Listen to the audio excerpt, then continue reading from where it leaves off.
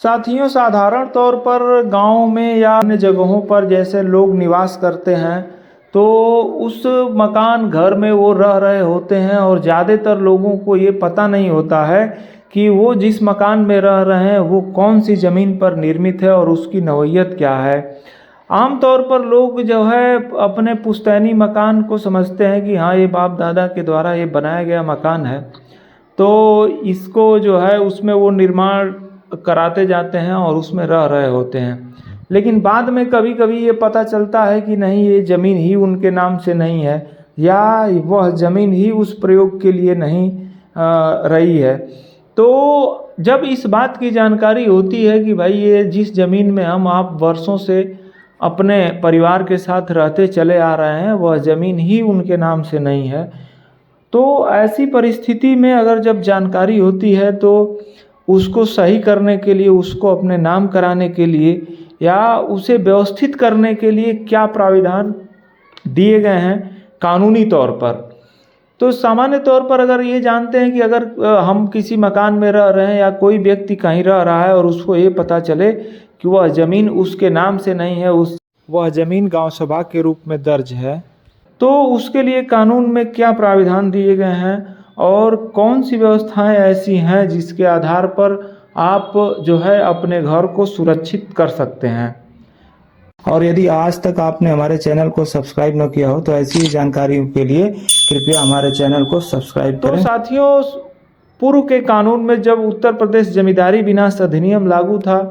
तो उस कानून में तो धारा 123(1) जेड एक्ट यानी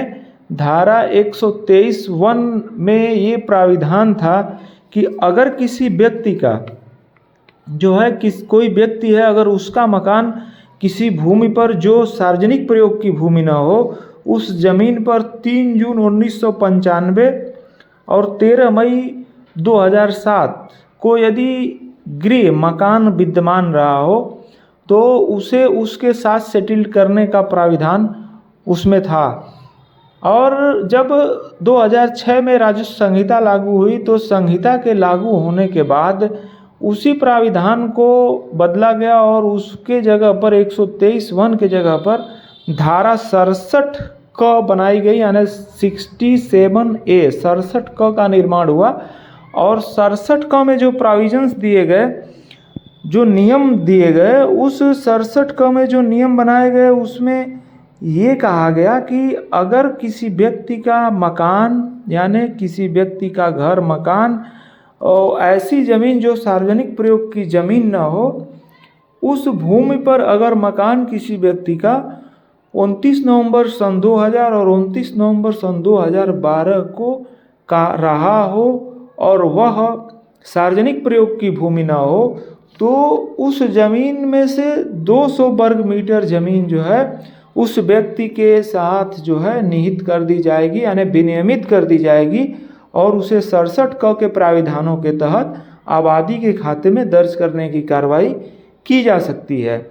ऐसा प्राविधान दिया गया। लेकिन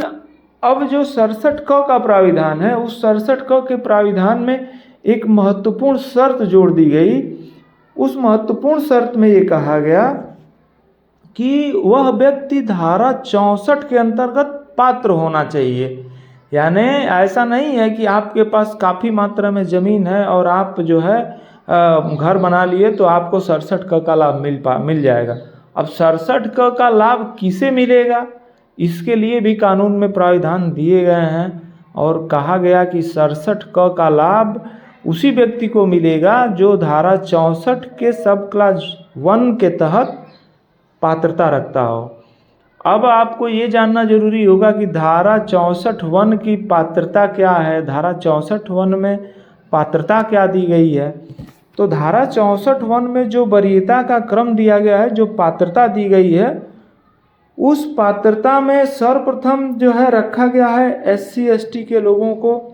जो भूमिहीन हो, आवास विहीन हो, SC ST के लोगों को रखा गया है। फिर उसके बाद उसके निचले पायदान पर पिछड़ी जाति के व्यक्तियों को रखा गया है और पिछड़ी जाति के व्यक्ति के बाद जो है सामान्य जाति के भी व्यक्तियों को रखा गया है। लेकिन उसमें एक क्राइटेरिया बना दी गई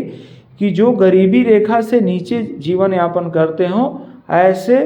सामान्य वर्ग के व्यक्ति को भी आप 67 का लाभ दे सकते हैं। अगर वह 64 वन के अंतर्गत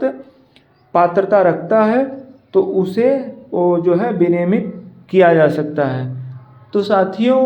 हमारे बताने का तात्पर्य ये है कि अगर आपको भी ऐसा प्रतीत होता हो कि आपका घर मकान ऐसी जगह पर स्थित है जो भूमि सार्वजनिक प्रयोग की नहीं है, तो आप भी उसे विनियमित कराने के लिए, उसे सुरक्षित करने के लिए धारा 67 क के प्राविधानों के तहत आवेदन करके और उपचार प्राप्त कर सकते हैं और उस ज़मीन को जो है